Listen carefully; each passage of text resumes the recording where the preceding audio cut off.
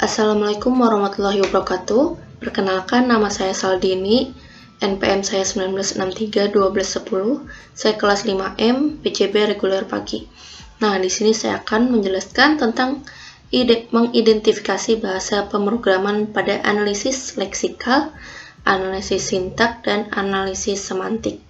Nah, pertama-tama kita ke analisis leksikal atau scanner dulu. Analisis ini merupakan antara kode program sumber dan analisis sintaktik parser. Scanner melakukan pemeriksaan karakter per karakter. Nah, pada teks masukan, membaca sumber program menjadi bagian-bagian disebut token. Analisis leksikal mengerjakan pengelompokan urutan-urutan karakter ke dalam komponen pokok, seperti identifier, delimiter, simbol-simbol operator, angka, keyword, noise word, blank, komentar, dan seterusnya. Menghasilkan suatu token leksikal yang akan digunakan pada analisis sintak. Nah, untuk identifier, misalnya package-nya namanya apa, atau kelasnya namanya apa, seperti itu. Untuk keyword, misalnya pakai import, char, integer, value, dan sebagainya. Untuk operator misalnya tambah atau sama dengan, kurang, dan sebagainya. Untuk separator itu ada tanda kurung buka, kurung tutup, atau kurung kurawal, seperti itu. Atau titik koma. Untuk contohnya, di sini saya telah membuat suatu program dari menggunakan bahasa Java. Nah, di sini kita akan menganalisis leksikal dulu. Misalnya kita menghapus tanda titik koma, maka akan ada tanda errornya. Coba kita run.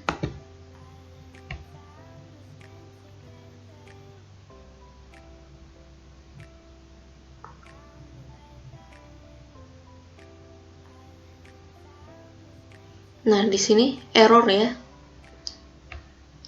karena tidak ada tanda titik komanya. Coba kita tambah.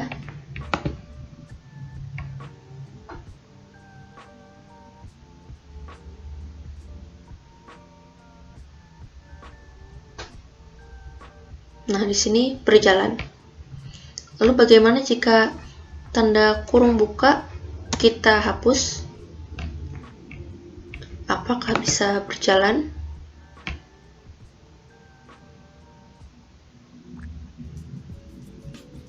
Nah, di sini juga error ya, karena tanda kurung bukanya tidak ada. Lalu kita membahas ke analisis sintak. Analisis sintak ini pada tahap ini karakter atau token yang diperoleh pada analisis leksikal yang awal tadi disusun dan dikelompokkan dalam suatu hierarki tertentu yang secara keseluruhan mempunyai arti tertentu. Nah, disinilah struktur program lebih besar diidentifikasi, sehingga statementnya, deklarasinya, ekspresinya, dan lainnya menggunakan token leksikal yang dihasilkan analisis leksikal. Nah, seperti ini. Pada baris ini, jika kita terjemahkan, maka sistem disuruh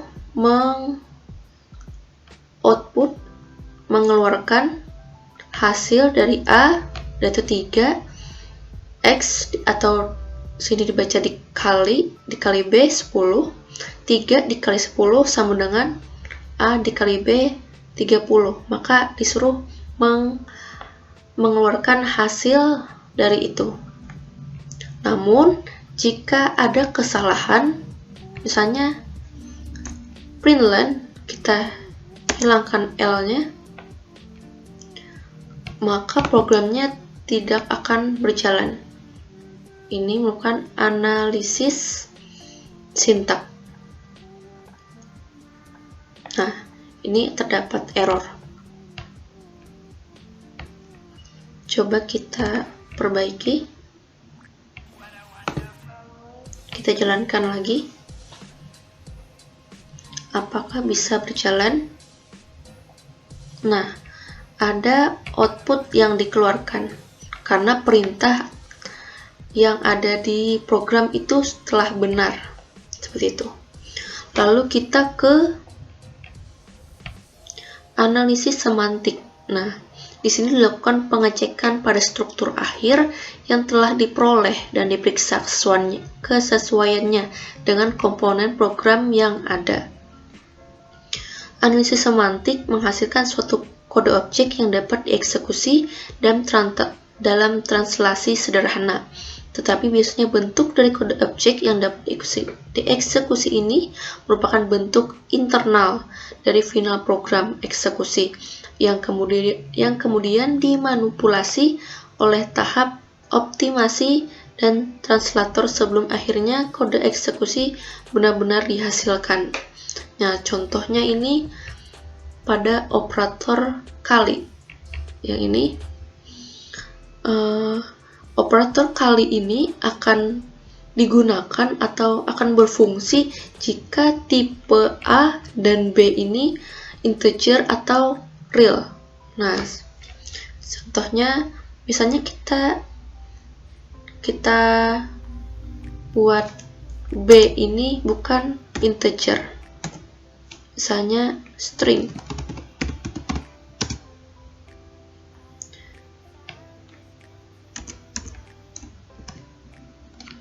Nah, seperti ini. Apakah program ini akan berjalan atau error? Kita coba jalankan.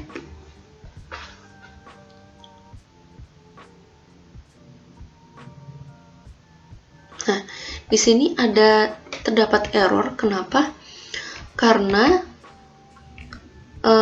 perkalian ini hanya dapat digunakan jika tipe data A dan tipe data B ini sesuai.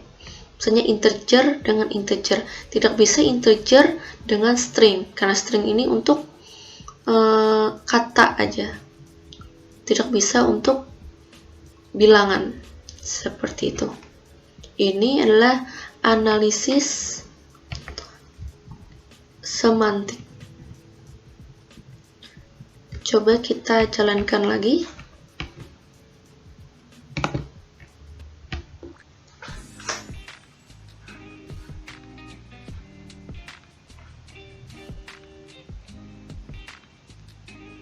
Nah, program dapat berjalan karena ekspresi tipe data dan simbol-simbol di sini semuanya benar, sehingga program dapat dijalankan. Demikian identifikasi bahasa pemrograman analisis leksikal, sintak, dan semantik yang dapat saya sampaikan. Salah kurangnya saya mohon maaf. Terima kasih. Wassalamualaikum warahmatullahi wabarakatuh.